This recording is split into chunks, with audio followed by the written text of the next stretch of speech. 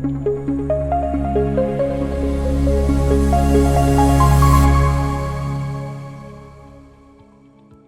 a great Right. day. What a great opportunity to have Dr. Rachid Yazami with us today. It's truly an honor. Thank you for joining me in the HDC chat speaking series today. Yeah, good evening, Rashida, Yeah. Good Dr. morning to, Rashida yeah. Parks. Yes. I'm very happy, very thrilled, very, how to say, excited to have this chat with you. I think we have a lot of things to share, and I'm very open to any question. And hopefully, this can help, people who are following you to know a little bit about myself, about my journey in science. And yeah, let's start. Okay. That's wonderful. Before we get started, I'm going to read, that's my ritual. I'm going to read a very short bio about you to our audience. You are a pioneering scientist. Dr. Yazami invented the graphite anode for lithium-ion batteries in the 80s, a breakthrough that powers most today's portable electronic and EVs. Dr. Yazami is a prolific innovator, holds over 150 patents and over 250 publications in energy storage, battery safety, and ultra-fast charging technologies.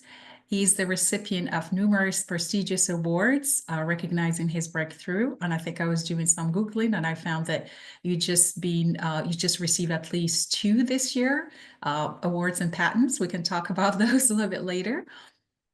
You are also, Dr. Yazami is a global impact leader, a strong proponent of clean technology. He champions lithium-ion batteries as essential to reducing emissions and accelerating the global transition to sustainable energy system. I can go on. I tapped few, and I can go on forever and for many pages, but I'm going to leave it to the audience to Google simply your name and check out your latest inventions, innovations, and contributions. So with that, I'm going to get started with the questions. I'm going to start with something really light. You and I will share a name with a slight twist. My name ends with an A. What does the name Rachid mean to you? And has it shaped how you see yourself or your journey? Well, my name has a little story to start with. Is that I am the second son of my parents and my older brother when he was born. Uh, my father wanted to call him Rashid, okay? And my grandmother said, no way. In the tradition of Islamic families, the first son should bear the name of Muhammad. That's So right. my brother bears Muhammad, and when I was born, there was no choice for my name. It was Rashid, It's definitely. So already there's no choice. that Okay, is a great so story. yeah, Rashid in Arabic has many meanings. I mean, at least two of them, major meanings. It comes from a verb which is rashuda or rashada. So the two verbs have slightly different meaning. Rashuda means gets to some maturity, spiritual maturity. Okay. We say it for a fruit. When a fruit a rashud, it means it's Yes. ready for being consumed. Okay, it means it's reached the level where he has the best taste and so on. And rashada means actually to give a direction, to be the kind of leader and say this is the way to go, and the people follow. You're like a locomotive in a Yes. train. So both of them I'm happy with because I want to have this spiritual meaning about maturity, philosophical, and so on. And I have a very, I would think, yeah, because I come from a very modest family in Morocco. We are actually a total of 7 siblings, which is normal for the you know, my parents' generation to have many children. So we are five boys, two girls, A lot and of blessings. yeah. Uh, Actually, uh, this is very important in my life that I have like a large family with brothers, sisters, and of course parents, and all the people who, you know, gravitate around my family in Fez, Morocco, where I was born. Uh, so just to tell you, I'm really the only scientist out of the seven. Okay. And I started actually to get interested in science probably when I was 8, 9, 10 years old. I always wanted to do something crazy, experiment, and so on. Just sometimes can be very dangerous, but sometimes it worked because I was Genius. always That's just very genius. well. Somehow because you know there's no control from my parents because they have their own business, and I will go and try things and so on. So anyway, curiosity, mostly curiosity, has driven my life until today, and I think I have almost kept this child curiosity, just always why, how, you know, this kind of question that I'm asking myself almost every time. And that helps me a little bit, to be honest with you, to always keep, you know, advancing, you know, the knowledge, the science. And as you mentioned, I have over, I mean, you said 150 patents, but now I'm close to 200 patents since Yay, last congrats. year. So it's so yeah, I like to invent. I like to find solutions to problems. And I hope the solutions that I'm, you know, have developed, have invented, will really serve humanity. Like, you know, the graphite anode that you mentioned, that almost everybody has it in his hand when he has a cell phone. So my invention is in their cell phone. And there are still a lot of things to do in the battery space. So that's why I'm keeping, although at my age, where usually my classmates, all my classmates are now enjoying retirement. I'm still, you know, waking up at 5:30 in the morning, being in my office at around 8 in the morning, and so it's a pleasure. It's patient. It is truly a pleasure and honor. And I know you are so accommodating. We as of today, well, we are 13 hours apart, and you still manage to find time to talk, to share your experiences, your innovation by waking up early or making time for it. And it's nighttime here, it's early morning for you, and you still I think the curiosity you're talking about is not just about inventing, but also about sharing. So I'm really grateful you're finding the time to share some of your insights and skills with us. I'm gonna go back a little bit in time where I met you the first time.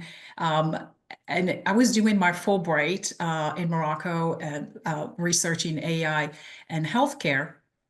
And there was a conference, I think it was the Global Industry Conference in Casablanca, Morocco, and it was about the French word is l'intelligence artificielle au service de la productivité. And you were the keynote speaker. Your talk was so captivating with how AI is enabling the future of batteries. And I think that ignited my curiosity to how is this thing supporting AI? But before I get to those questions about AI, it was amazing to start dabbling into what is this lithium-ion batteries, and how did you do this great breaking work that is now we use, like you said, in smartphones, but EVs. I'm going to take you back to what inspired that research. And did you ever imagine when you were a PhD student or when you were 8 and 10 that one day your inventions would power the digital world? I know it's a loaded question. Okay. No, it's fine. I follow you. It's thank you. Actually, I don't know why from the beginning, every time I hear, in different areas of science, someone presenting their work, and usually they say, well, this is the issue, this is the problem we would like to address, and this is how we address the problem, and this is the results, and this is the discussion, and so on about what they are doing. My first reaction is, can we do same differently? Always, always.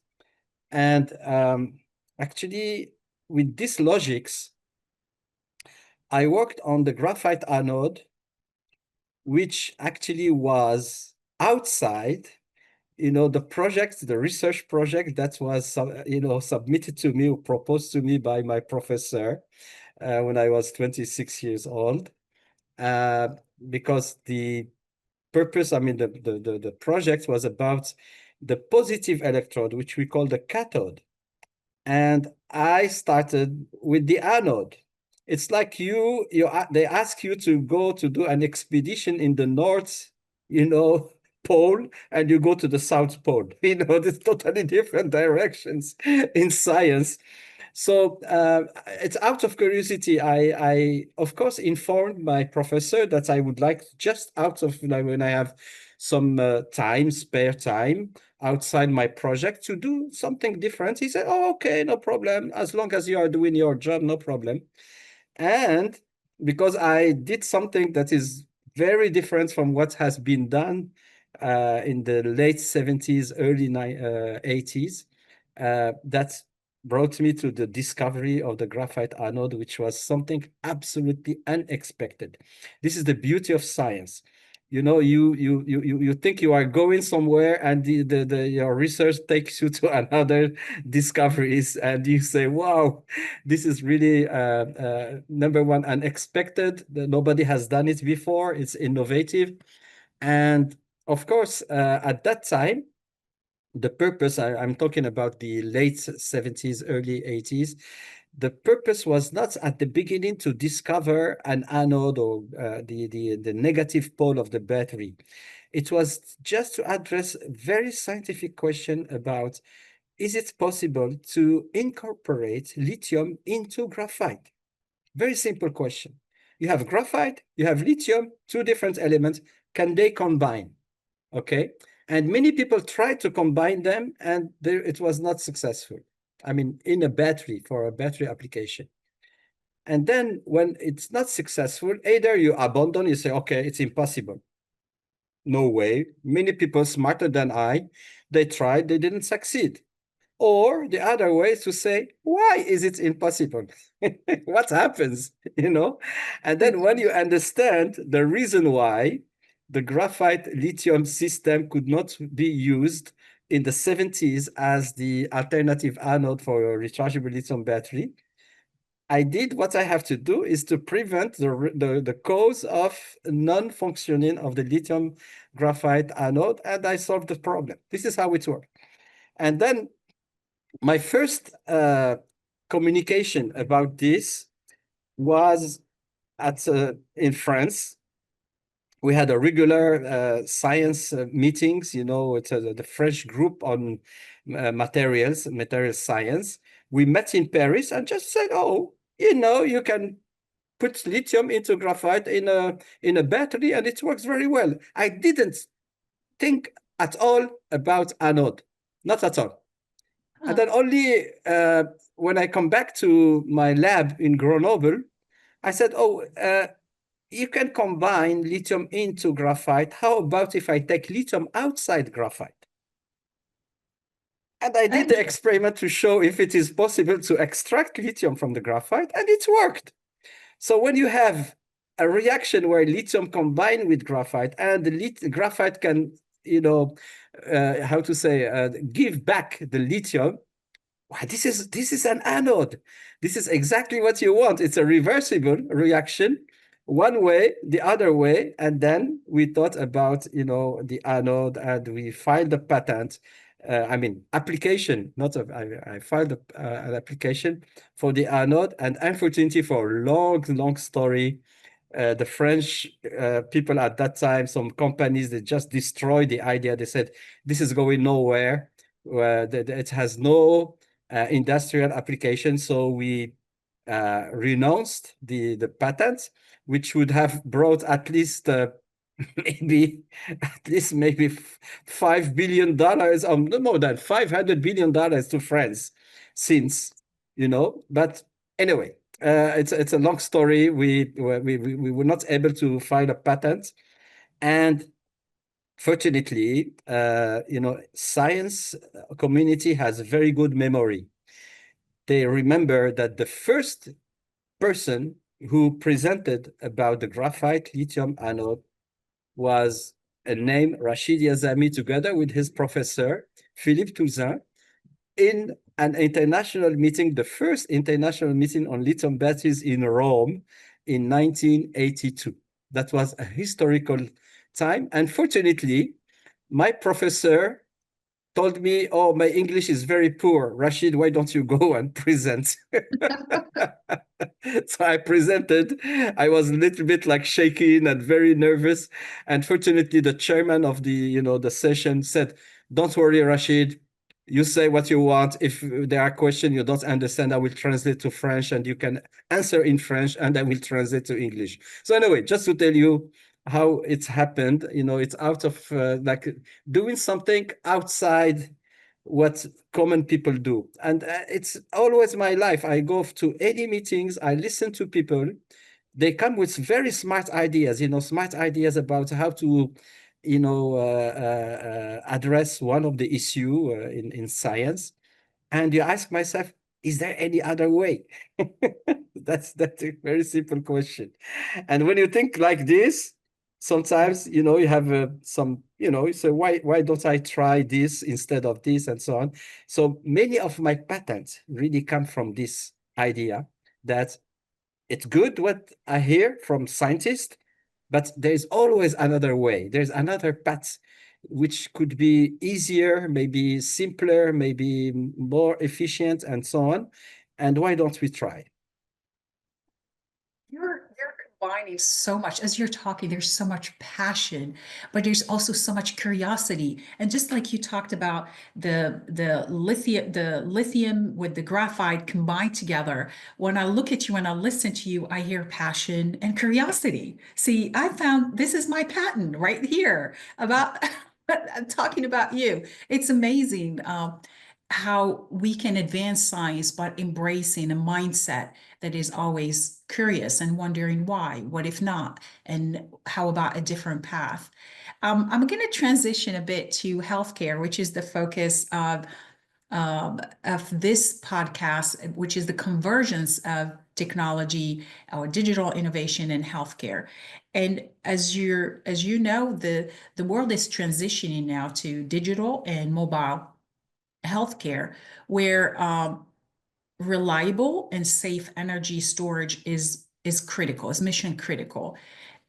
With healthcare increasingly depending on battery powered devices, from portable ventilators, implantables, what are the risks and safeguards we should consider for battery technology in clinical environments? Okay, health or life has no price. I mean, it's very precious. It's more precious than anything. Okay. So what does it mean? It means that actually when you produce a battery that is designed for like cell phone or your watch or something, uh, the quality of this battery can be 99.9%. A very good quality. Okay. But in medical application, it should be 99.99%. Why Okay, is that's a that? reliability. Yes, reliability should be very, very high, because we are dealing with people life, with people health. Okay, what does it mean? It means that a battery that is used in your cell phone or your electric vehicle, the cost of energy that we express it in dollars per kilowatt hours. Kilowatt hours is energy. Okay, For electric vehicles, the price is about now $150 every kilowatt hours, let's say, just the average, okay? In medical devices, it should be 10x more expensive because it has to go through so many tests, the quality control, everything should be perfect, okay? Because you don't want to have the battery as the cause of something wrong happening, okay? So the battery should never be the cause of deficiency in implantable medical device or whatever, okay? So in this case, I mean, there are companies. I actually consulted for a company when I was in Pasadena in California, who developed batteries for especially medical applications, okay? And I can tell you, I followed the step of, you have like 20 steps before making a battery. Every step should be very, very, very well screwed. I mean, the quality should be close to perfection. They take their time. They don't need to produce like 1,000 batteries every day. If they produce only 10 batteries of very high quality every day, they can make money. I mean, it's not a problem because, as I said, the dollar per kilowatt hour of these batteries for medical applications is much higher, so they can make a profit.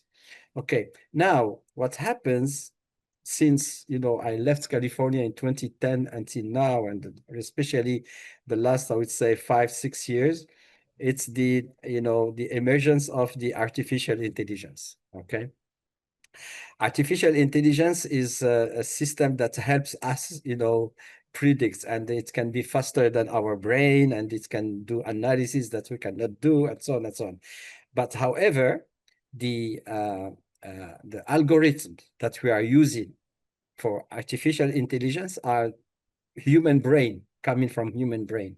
It's not like something where man is totally independent from this. So the thing is that the area of artificial intelligence is how to develop the algorithm that will process the data that you have and learn something. And from this learning, you can improve the system.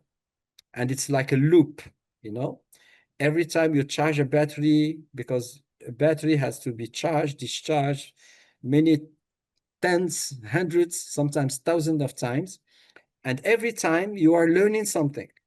And this learning has to be, uh, quantified and qualified in order to ensure the mission or the function of the battery that you are using.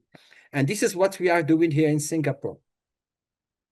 I mean, I'm actually, to be honest with you, I mean, without being pretentious, that I think I'm the first scientist on batteries that use the term intelligence in a battery.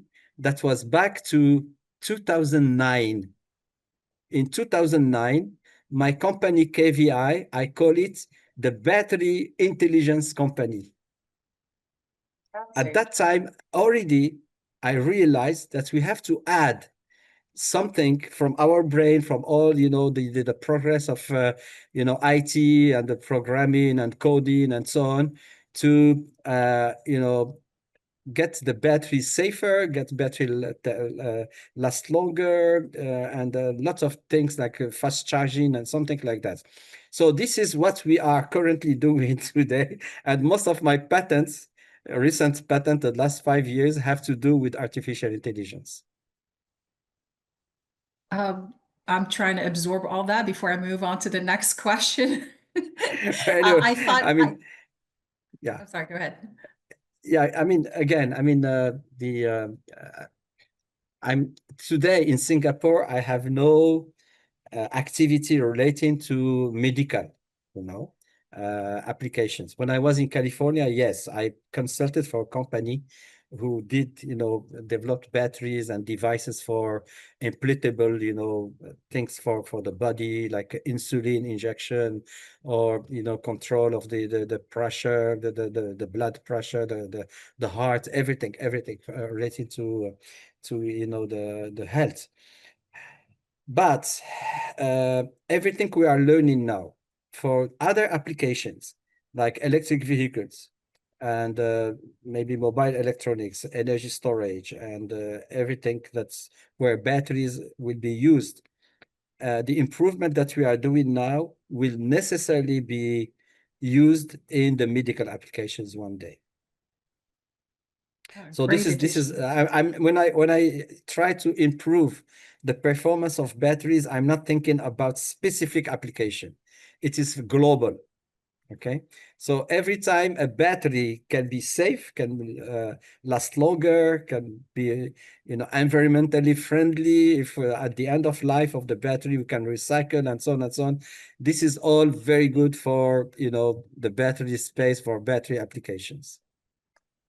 This is really interesting, and this is within this. I went to Penn State where I did my PhD, and I went to a college where interdisciplinarity is the way. We're not looking at information sciences and technology from just it, but we have to look at it in um, an interdisciplinary, multidisciplinary, and I use that today in a 360-degree perspective. So in the world of AI, it's not just about algorithm, but a complete view of how AI is powered, deployed, and sustained.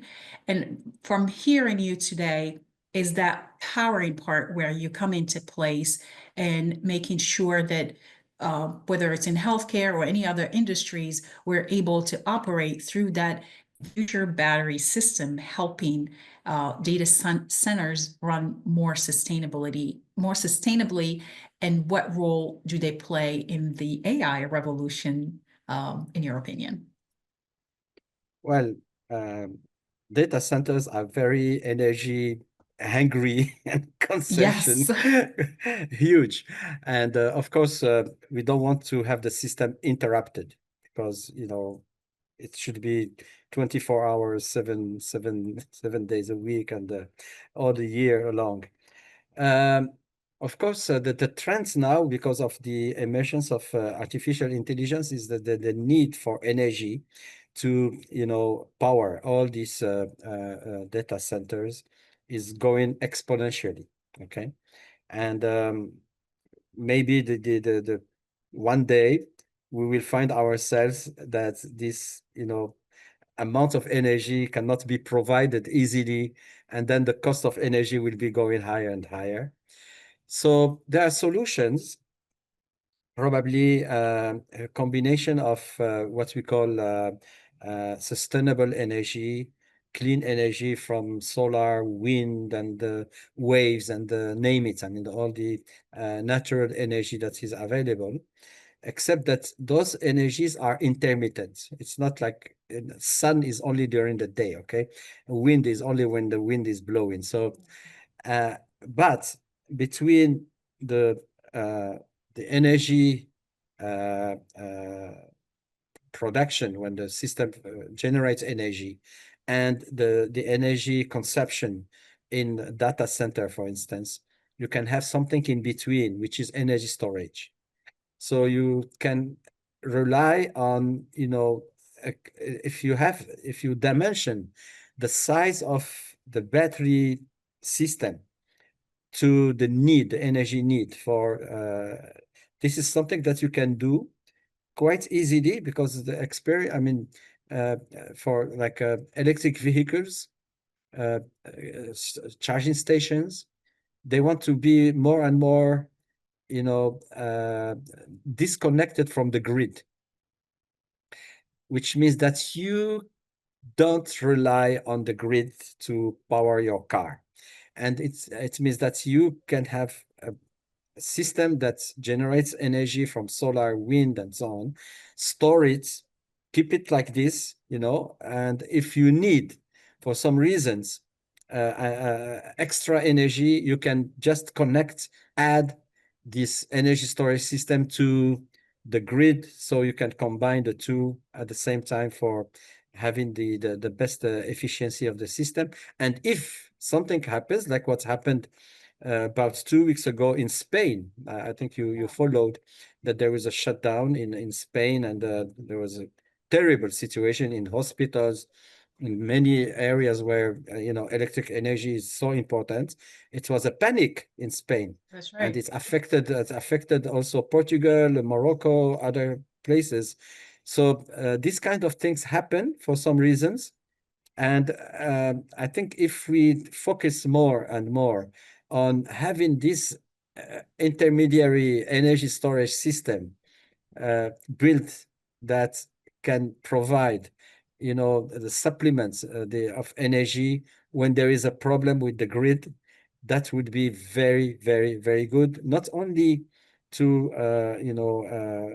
make sure that we have a continuous flow of energy, but also the cost of energy will be much more lower.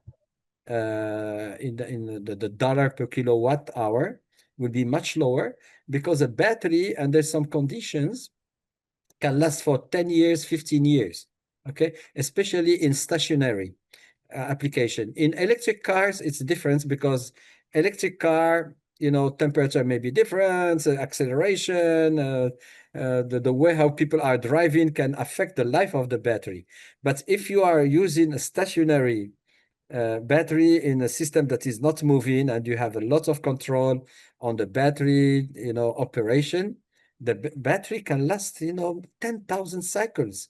It's possible, okay? Because you control everything. So after 10,000 cycles, I can tell you the dollar per kilowatt hour can drop maybe 10% to what we are using today. Okay. So, I mean, from economy point of view, and also from, continuous to make sure that we have uninterrupted power, I think batteries will play a major role in the future.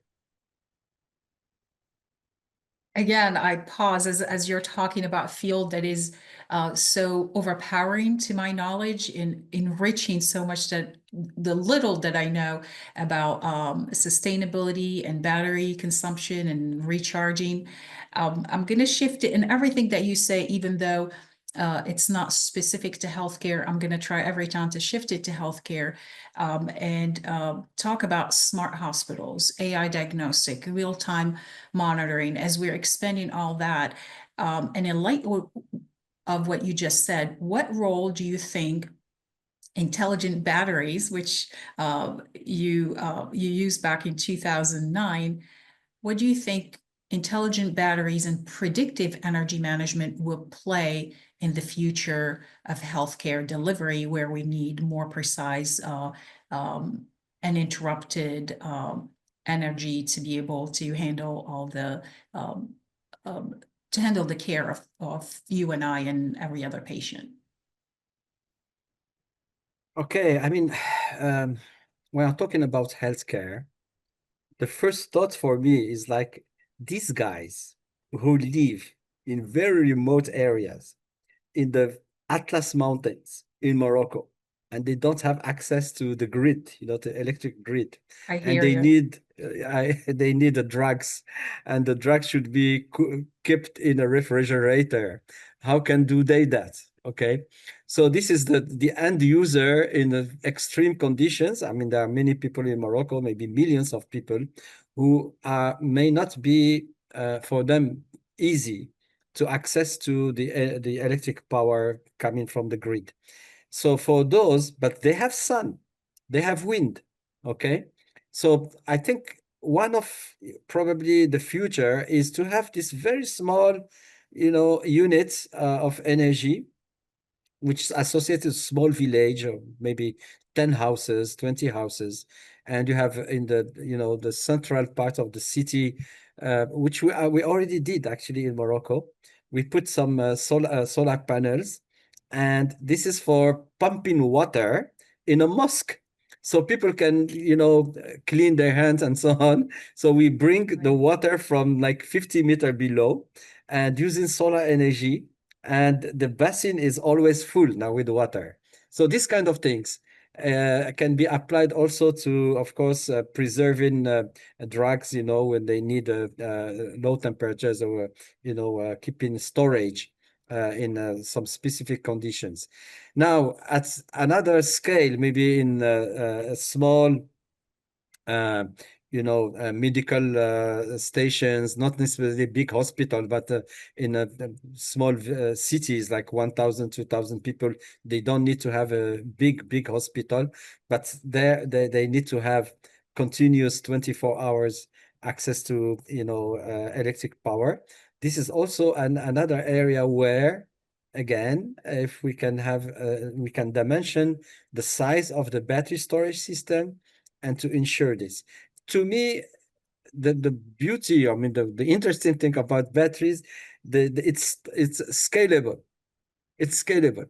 It can go from one battery in your cell phone, you have only one battery in your cell phone, to 10 batteries you need for electric bicycle, to hundreds of batteries in electric car, and to thousands, if not 100,000 of batteries in big, storage station for multi-megawatt hours that can power a hospital, a small, whatever, a small city, even, industry and so on. So this is where actually we have to be very smart to, how to say, match the size of the battery storage system to the system that we would like to power. And it can apply, of course, in the medical field, which is critical. I fully agree with you. This is priority more than anything, but also to many other applications. I'm thinking, for instance, in Africa. In Africa, uh, they uh, they rely. I mean, I mean, you go to maybe the Democratic Republic of Congo. They have a lot of power in the city because it's coming from the Congo River. They can convert. They can do hydroelectricity. But when you drive 15 kilometers away from the capital city, there is no more electricity at all. But still, Wow. people need to, go to the market and buy meat and the fish and everything they need. So to keep this, food, fresh, they have to cool them. They have to put them in a refrigerator. And the refrigerator is powered by a gasoline system, generator. So you create electricity by burning a gasoline, which creates a lot of CO2 or gases and Yeah. noise and so on. So what I suggested actually to the RDC, the governments, is to actually, for this market, to have energy storage systems. We can store energy and people can connect to the local network. They can put their refrigerator or even the heater of their restaurant. They have to heat the food and so on. And then they can do it in a very efficient, I mean, cost efficient and also environmentally more friendly. There's no, emissions and so on and so on. This is the future. What I'm telling you today, you will see in 2035, it will be applied in many countries where this solution can be brought, because what's going on, what happens now is that the cost of the solar panels is, going down every year by 10%, which is excellent. And also the kilowatt hour, the dollar per kilowatt hour of batteries is also getting cheaper and cheaper. So it will become very affordable everywhere to have this kind of local, very small, energy storage system, and a very small local network where people can connect to the 220 volt AC, and then they can power whatever they want to power. So again, I mean, the trend is that I think maybe I'm over optimistic, but I see batteries as solving the world in the future. I see a lot of passion. I see a lot of curiosity, but also I'm learning as you're talking a lot more attributes that I can add to you. I see a lot of humanity efforts, a care about people, areas, countries, continents, from small initiatives to help, refrigerators to small hospitals and countries. And of course, we're talking about Africa. Morocco now has the largest data center in Africa. What is the extent? I've heard about it while I was doing my Fulbright in Morocco. Do you have, if you are able to answer this one, what does that center means for the entire continent? What are the possibilities, whether powering supporting hospitals or any other industries? Uh, I don't know, you're talking about the call centers No, data or center. no, data centers. Okay.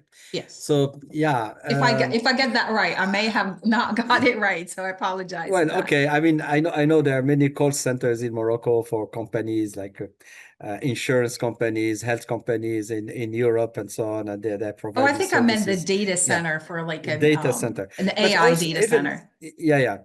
Uh, to be honest with you, I'm not really very following this closely in Morocco. Okay. I don't know exactly what is the situation there, but in general, again, I mean, the thing is that for whatever I would say business activity, what you want is to reduce the cost. That's And right. energy is one of the cost element that can be up to 30%, even higher sometimes. So every time you want to reduce the cost of the global cost, you think about, can I use another form of energy that is cheaper? And I think again, the probably most of these data centers are located in cities, in the cities. It's not outside the city, and it's possible. I mean, I'm in Singapore, and I've been working with some authorities here that have some concern about, battery storage into buildings. So basically, they have solar panels, wind panels on the top of the buildings, and they want to store energy. And there is in the sub basements, there are batteries already there, and they want to use these batteries actually to lower the cost of energy for the tenants of these buildings, or also for charging electric cars. Okay, and it's a solution that's not now it's working very well, but the my contribution somehow, what I was asked for is, Prof. Rashid, what happens if there is a fire? I said, well, Right. this is something that we can somehow prevent by artificial intelligence, because we can follow the battery at the cell level and see if there is a defective battery inside the whole system. And this defective battery, we can, detect it and take it out from the whole battery pack, the battery storage system. It's possible. It's done more and more, and there's a lot of progress. And by the way, maybe you will ask me later about the patents, but one of my last patents is about how can we detect out of maybe 1,000 or many thousand cells, that cells that can actually ignite the fire in the whole system. And that's the other thing. So anyway, to come back to the data center, I think, yeah, again, we can use natural energy, which is almost free. Solar energy is free. Okay, wind is free. Okay, so we can use this. There's an investment, of course, at the beginning to have all the panels and all the turbine, the wind turbine. But once we have them, I think after 2, 3, 4 years, your return in investment is very, very good. It's you can make a money, or even in some cases, you produce more energy, clean energy than what you need, and you sell it to the network. I mean, you can sell it back and you can make money. And there are many examples in Asia, especially in Japan, where some villages they had a cooperative system. Every house has something like a 3.5 to maybe 5 kilowatt hour, what we call a power wall inside the house. And this power wall is connected to the whole village. So for instance, is door number 432 need more energy, so all the other will provide the energy to that house. Okay, it's a cooperative. And this guy, yes, and this is a wonderful solution. And the village is making money because they are injecting energy to the network. And at the end of maybe 4 or 5 years, the investment that they did for the power walls and also for the solar panels and so on, they have a very good return in investment. So I don't know if I addressed your question, but again, You did, yeah. but you ignited another question that you're going to laugh at. If you were not a scientist, what do you think you will be doing today?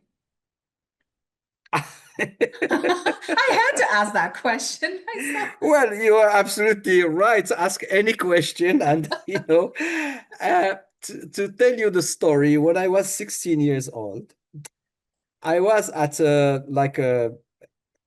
crossroads. I mean, I have to make a decision because I was very passionate about poetry, especially Arabic poetry and French poetry. And I read a lot of, books from Dostoevsky to other American authors. And I was very, very in art, in literature. And at the same time, I loved mathematics. And by the way, I established when I was 16 years old a theory that the Arabic grammar is based on algebra. There is a connection between algebra, which is based on the logics, and the Arabic grammar. Arabic grammar is very, very well structured. There are rules, and you have to obey the rules. And, it's very fine, very subtle. I loved it. So anyway, so I had this, both, leaning to literature, art, and also to science through mathematics. So I started at age 16 to go to a class in the Collège Moulay Rachid in Fez in literature. And then one professor who was like an uncle from the family, he's a teacher in that school. He went to my father and he told him, Rachid can go, of course, to do literature, but the best thing it can happen to him is to become like me, a poor professor in the school. This is a very typical answer. Yeah, so he said to my father, go talk to Rachid and ask him if he can go to do more science. And the literature, he can anytime come back to the literature, he can do it and so on. So my father asked me and I said, okay, I changed direction and I started science. Okay. So to answer your question, if I were not a scientist, I would be maybe a writer, maybe writing poems, and maybe playing theater. I love theater. I was, passionate about playing, and until age maybe 30 plus, I was part of a theater team in Grenoble, and we played in the National Theater of Grenoble. Some pieces of theater, but I left Grenoble to America, and then now in Singapore, so I stopped all of this. So just to tell you, I still have, I mean, like less than 2 weeks ago, I was in Casablanca, and I had a chance to meet a gentleman who is an architect, like somehow an engineer, but at the same time a poet. And we Intéressant. spent 1 hour, a delicious hour, talking about poetry. And I was so happy to exchange with him about what I remember from what I learned when I was in school, the best poems in Arabic. And so I still have this I would say soul of poetry, and who knows, maybe one day I will come back. And when I was in Casablanca less than 2 weeks ago, a gentleman came and he introduced himself. He said, "I am a director of a theater here in Casablanca." I give him my business card. I said, "Call me when you have any play, and I would like to play in your theater." He said, "We will do it." So he's maybe writing something now for me. I was going to ask you, what is your secret? I usually ask this, what is your secret sauce? But I think you just divulge it. There's that science part of your brain, but there's the artsy, and you use a beautiful way. Maybe it's a Moroccan way to describe your passion as being delicious. But when you talk about poetry and writing and the artist side, and putting that in terms of food being delicious, it's just beautiful. It's delicious. It's really beautiful how you Thank you. combining and putting those in. Morocco is about food and it's about gastronomy, Of and course. you added that into your passion for poetry, and I think even though you went the route of science, I can hear that in everything you say and you do, and you keep both the sides of your brain working. So I'm envious, jealous in a very positive way, not because you keep giving by leveraging both sides. You keep giving and sharing with all of us. My last question is, if you were advising a young innovator at the intersection of AI and energy, we can add healthcare or any other field. What's one overlooked area you would urge them to explore more deeply today or tomorrow? Probably starting today. Yes. I think creativity, or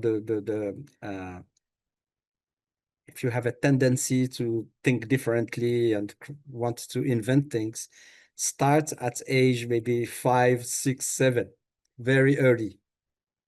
At least in my case, when I ask my mother, she has very good memory of all the stupid things I did when I was a kid. But always they laugh about it, but it was always something that I wanted to do differently from others. I think very important is that the parents, who are the closest to the child, the girl or the boy, they have to notice if there is anything that their child um, has a tendency actually to think differently, to do things differently, and even, maybe he not very quiet, because most of the cases, "Yeah, be quiet, shut up, don't speak when we are talking, we are eating." So all of these, Yeah. no, don't do it. Encourage, push your, child to be thinking differently and asking the questions. And the open, if the parent don't have the answer to the question, they can find someone else to help. The teachers in the school, also very important to pay attention to those kids in the class that have a different behavior. I was excluded from my high school many times because I was disturbing in the class. They said, "Go away. We cannot, we want a quiet, ambience to teach. Otherwise, you are always doing things and differently." I was excluded really for 1 week from the high school. I mean, because the teachers found that I was too much disturbing and doing jokes and doing stupid things and so on. Uh, I think, again, there's no like universal solution for this. But in general, I would say we have to be very, I mean, the adults should be very open to observe if their child or their student, a pupil in a elementary school, in high school, and so on and so on. They have some interest in other things that most of the other kids of their age are doing, and try to encourage them. My first patient was started with rocks, minerals. Every time I went outside the city of Fez, I had a hammer, and instead of looking at the sky, I looking always on the floor. And when I find a small stone which has different color, I will take it, I will break it, I will look at it, I have something, and I bring it to my small. I had a small lab in my room with the rocks, This is when and you were a when kid. I was like 10 years old. Yeah, I have a collection, and I keep the collection until age 18. When I got the baccalaureate and I left first to Rabat, my mother said, "Oh, he has 20 kilos of rocks. Throw them away." But anyway, Yep. just to tell you, I started my patient with this kind of collection. A collection can be stamps. If you are interested in stamps, you are interested in geography, in history. Each stamp has something coming from some country. You open, you Google the country and you learn about the country, okay? And the history about the country. Some people, they like to, collect some small insects, So every time you have an insect, you look, what is the name? Why it has a 6 legs or 4 legs or 8 legs, and so on.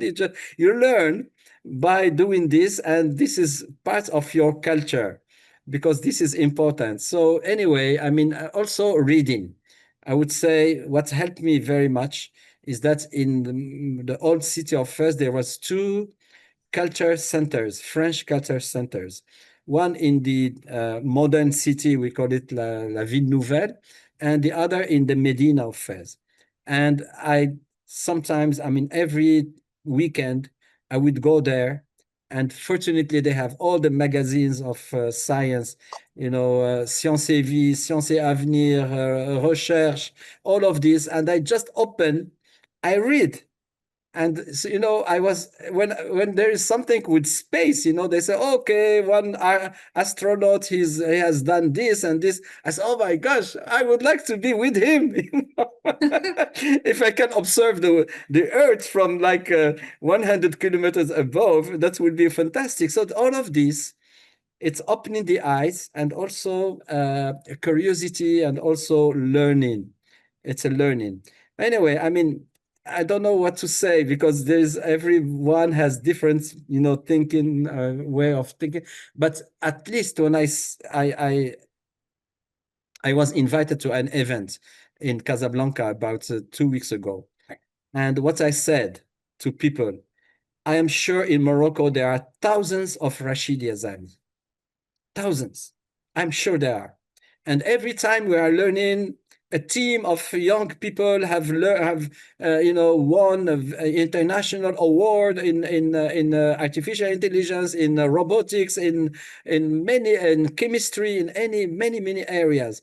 Those guys, the government, the people have to encourage them to pursue, because they have this passion at the beginning which helps them to go further. If for some reasons, maybe economical reasons, they don't have the money, or they don't have the environment, the professors or the teacher that can help them, it will go nowhere. I mean, nowhere. So again, I mean, it's not only about young people, but also about the environment.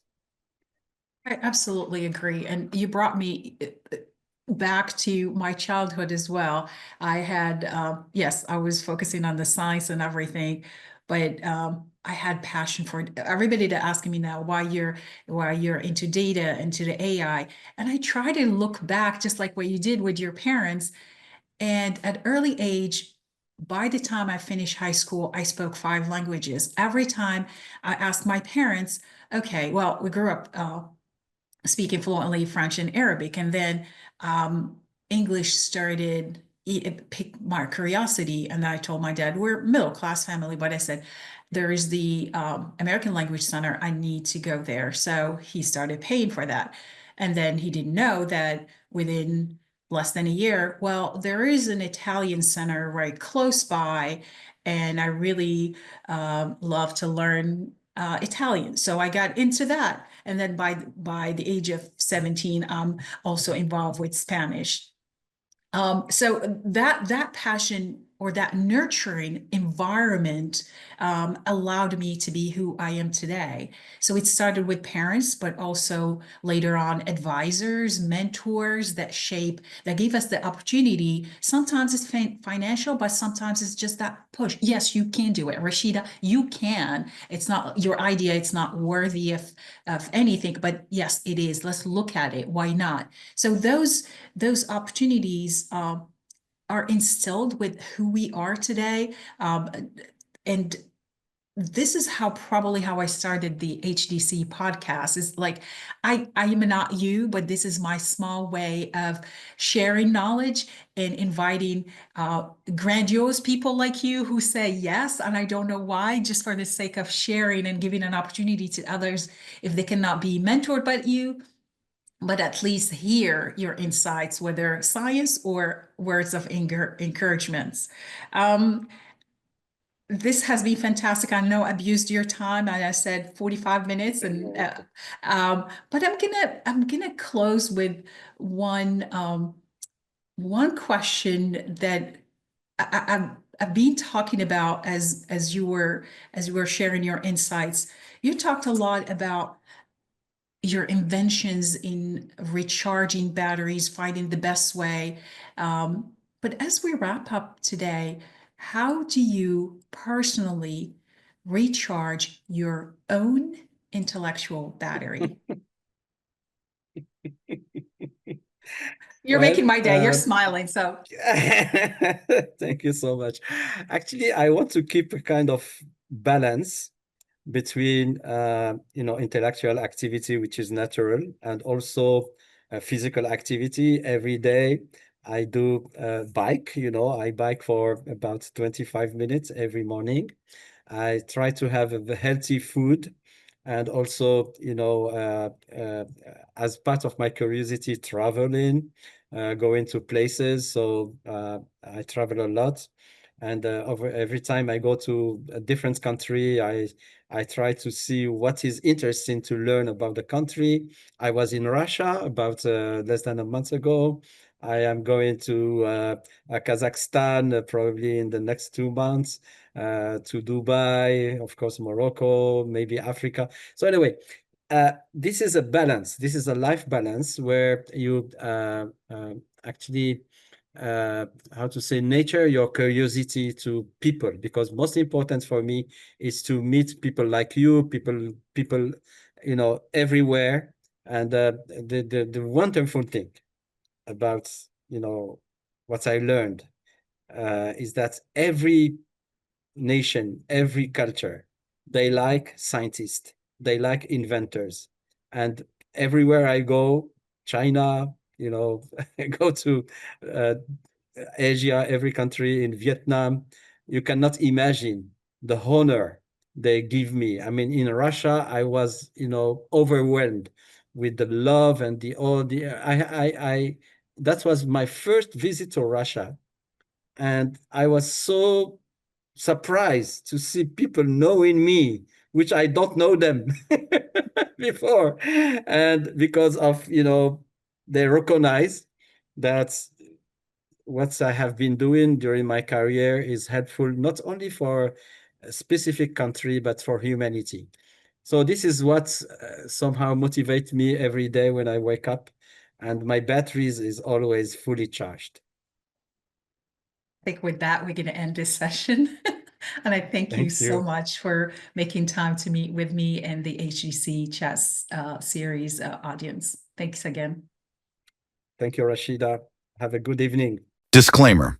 The views and opinions expressed in this podcast are those of the presenter and do not necessarily reflect the views or positions of the organization or entity represented by the presenter.